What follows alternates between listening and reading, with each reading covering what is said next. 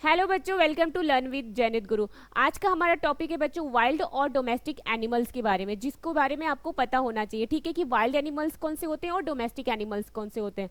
तो यहाँ पे मैंने लिखा भी है बच्चों, देखो ये ब्लू कलर से, ये वाइल्ड है और ये डोमेस्टिक है। इसके अंदर वाइल्ड के अंदर कौन कौन से आते हैं बच्चों, पहले ये देखो।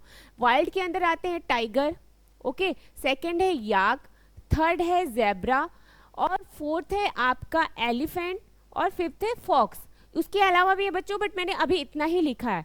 और आगे देखिए डोमेस्टिक एनिमल्स। डोमेस्टिक एनिमल्स में कौन कौन से आते हैं?